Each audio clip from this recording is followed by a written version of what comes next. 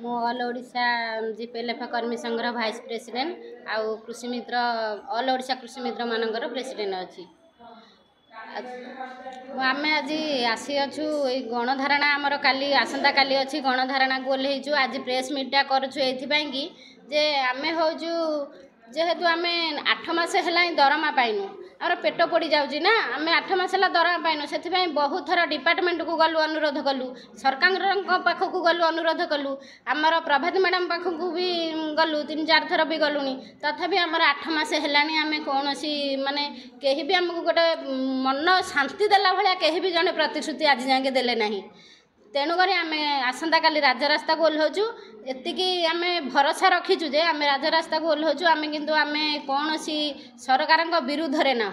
आम सरकार को अली करने आज राजरास्ता को आम जेहेतु 70,000 कैडर अच्छु कि आम लिमिट हिसाब से राजरास्तार एत लोक आम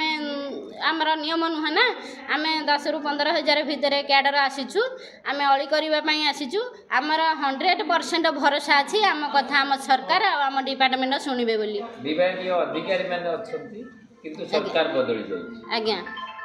सरकार बदली जाइछंती से जेतले पुराना सरकार थिले किंतु सेही विभागीय अधिकारी माने हमर थिले एबे भी नुआ सरकार आसिले सेही अधिकारी माने बर अछंती किंतु सरकार को आमे दोष दउनु काहे कि ना हमर सेही डिपार्टमेंट अछि ना जेते बेले पुराना सरकार थिले सेही डिपार्टमेंट थिले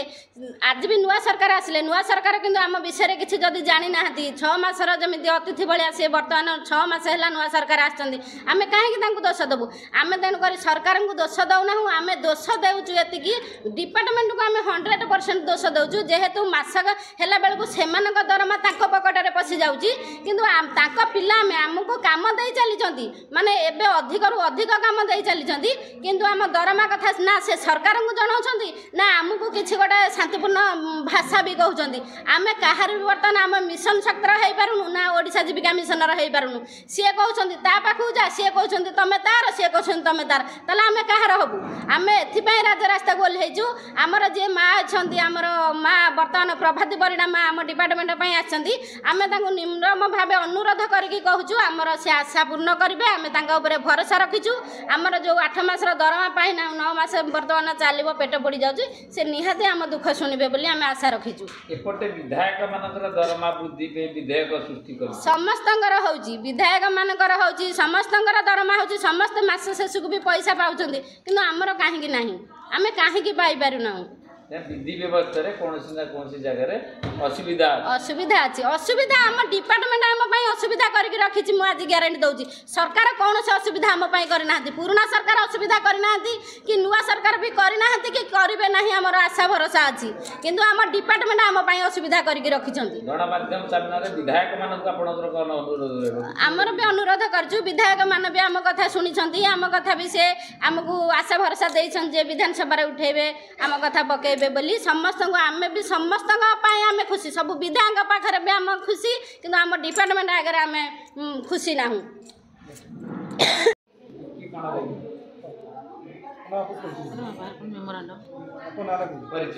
मोर ना निरुपमा नायक मु ऑल ओडिशा जीपीएलएफ मिशन शक्ति कर्मी संघर सभानेत्री अच्छी आज आमर 300 ऑल ओडिशा 314 ब्लॉकर समस्त कम्युनिटी सपोर्ट स्टाफ कृषि मित्र पानी मित्र बैंक मित्र एमबीके सीआरपी एलएसपी भाई भौणी मैंने आम ओडिशा जीविका मिशन मिशन शक्ति विभाग में कार्य करुचु आज को 8 मास पूरी 9 मास है आम कौन पारिश्रमिक पाईना तो बारंबार विभाग को अवगति करने सहित प्रशासन को भी बारंबार भेटीचु किंतु एपर्यंत कौन दरमा पिलांकर न आसबार आज बाध्य ही ऑल ओडिशा पिला राजरास्ता को गणधारण बसवाई निष्पत्ति नहीं संघ तरफ आज से प्रेस मीट आमर प्रथम स्थायी नियुक्ति आउ आमर जो गोटे आमर ओडिशा जीविका मिशन रे गोटे पॉलिसी कराही 5 वर्ष पर्यंत जीपीएलएफ को 100% दिज्व तो 3 वर्ष आउ 4 वर्षर 75% 5 वर्षर 50% सेटा को केमिति उत्साहित करा विभाग तरफ जो 5 वर्षर ओभरऑल हो जाइए से कमिटी सपोर्ट स्टाफ आमर 30,434 जन कमिटी सपोर्ट स्टाफ से बाद पड़ जाऊँ से 9 मास सालारी आसी ना से केमिति सालारी दिज्व से स्थायी नियुक्ति न ଆଉ ନକଲି ଆଉ ତାପରେ ଆମର ମିଶନ ଶକ୍ତି ବିଭାଗରୁ ଆଇ କାର୍ଡ଼ କରାହେଇଥିଲା ସେ ଆଜି ପର୍ଯ୍ୟନ୍ତ କାର୍ଯ୍ୟକାରୀ ହେଲା ନାହିଁ କି ଆମକୁ ଦିଆଗଲା ନାହିଁ। ବାରମ୍ବାର ଆମେ ବିଭାଗକୁ ଭେଟିଲେ ହଁ 15 ଦିନରେ ଦିଆଯିବ 8 ଦିନରେ ଦିଆଯିବ ଏମିତି ଆମକୁ କହୁଛନ୍ତି। ତେଣୁ କରିକି ଆମ ଆଇ କାର୍ଡ଼ ଦେବା ସହିତ ଆଉ ଆମର ଯେଉଁ GPLF ଅଛି ଗ୍ରାମ ପଞ୍ଚାୟତ ଲେଭେଲ ଫେଡେରେସନ ଯେହେତୁ SHG ମା ଲୋନ୍ ନେଉଛନ୍ତି ସେଥିରୁ ଆମକୁ 1 କୋଟି ଟଙ୍କା ବିଭାଗ ତରଫରୁ ମିଶନ ଶକ୍ତି ବିଭାଗ ତରଫରୁ ଦିଆଯିବା ପାଇଁ ଆମର ବି ଦାବିପତ୍ର ଅଛି। ମା ମାନଙ୍କ ଉଦ୍ଦେଶ୍ୟରେ ଅଲ୍ ଓଡ଼ିଶାର ସମସ୍ତ କାଲି ଯେଉଁ ଆସିବେ ମୁଖ୍ୟ ହେଉଛନ୍ତି ଆପଣଙ୍କର ଯିଏ ଥିଲେ ଶାଲିନ ପଣ୍ଡିତ। ଆଜ୍ଞା ସେଇ ସରକାରୀ କଳରେ ସେଇ ଅଧିକାରୀ ମାନେ ଅଛନ୍ତି। ପ୍ରଭାତୀ ପରିଡ଼ା ମ୍ୟାଡ଼ାମ୍ ତ ଏବେ ଆମର ମିଶନ ଶକ୍ତି ବିଭାଗରେ ମିନିଷ୍ଟର ଅଛନ୍ତି ସେ ଡେପୁଟି CM ଆଉ ସେ ବି ବହୁତ ଭଲ। ଆମେ ବାରମ୍ବାର ତାଙ୍କୁ ଭେଟିଥିଲୁ ସେ ଆମକୁ ଗୋଟିଏ ପ୍ରତିଶ୍ରୁତି ଦେଇଥିଲେ ତୁମେ ମାନେ ତୃଣମୂଳ ସ୍ତରରେ କାର୍ଯ୍ୟ କର ବିଭାଗରେ ଆଉ ନିଶ୍ଚିତ ଭାବରେ ତୁମ ଦରମା ଦିଆଯିବ ବୋଲି। ଆମେ ମ୍ୟାଡ଼ାମଙ୍କୁ ବାରମ୍ବାର ଭେଟିଲା ପରେ ବି ସେ ଆମକୁ ଏ ପ୍ରତିଶ୍ରୁତି ଦେଇଥିଲେ କିନ୍ତୁ ଆଜକୁ 9 ମାସ ହେଇଗଲାଣି ଆମ ବିଭାଗ ତରଫରୁ ଡାକିକି କୌଣସି ଫାଇନାନ୍ସ ଉପରେ ତାଙ୍କ ସହିତ ଆଲୋଚନା କରିକି ଆମକୁ ଏପର୍ଯ୍ୟନ୍ତ ଦରମା ଦିଆଯାଉ ନାହିଁ। ଆମେ ମ୍ୟାଡ଼ାମକୁ ଅଲ୍ ଓଡ଼ିଶାର ସମସ୍ତ କମିଟି ସପୋର୍ଟ ଷ୍ଟାଫ୍ ରିକ୍ୱେଷ୍ଟ କରୁଛୁ ଯେହେତୁ ଆପଣ ବିଭାଗୀୟ ମନ୍ତ୍ରୀ ଆମ କଥା ନିଶ୍ଚିତ ଶୁଣିବେ ବୋଲି ଏ ବିଶ୍ୱାସ ଭରସା ଅଛି ଆମର। ଯେହେତୁ ନୂଆ ସରକାର ଆସିଛନ୍ତି 6 ମାସ ହେଲା ଆମେ ତ ତାଙ୍କ ପୂର୍ବରୁ 3 ମାସ ପୂର୍ବରୁ ବି ଦରମା ପାଇନାହୁଁ ଆଉ ନୂଆ ସରକାରକୁ ଆମେ କୌଣସି ଦୋଷ ଦେବା କି ଦୋଷ ଆରୋପ କରିବା ଆମର ଲକ୍ଷ୍ୟ ଉଦ୍ଦେଶ୍ୟ ନୁହେଁ। ଆମର ଗୋଟିଏ ଲକ୍ଷ୍ୟ ଉଦ୍ଦେଶ୍ୟ ଆମ ଡିପାର୍ଟମେଣ୍ଟ ଏପର୍ଯ୍ୟନ୍ତ ଆମକୁ ଯେଉଁ ପରି ତୃଣମୂଳ ସ୍ତରରେ କାର୍ଯ୍ୟ ଦେଉଛନ୍ତି କାର୍ଯ୍ୟ କରୁଛନ୍ତି ପିଲାମାନେ ତେଣୁକରି ସେଥିପାଇଁ ସେମାନେ ପାରିଶ୍ରମିକ ପାଉନାହାନ୍ତି ବହୁତ ଦୁଃଖିତ। ମୋର ପଶ୍ଚିମ ଓଡ଼ିଶାର ପିଲାମାନେ ଆଜି ଦାଦନ ଖଟିବାକୁ ଗଲେଣି ମାନେ ଦରମା ନ ପାଇବି।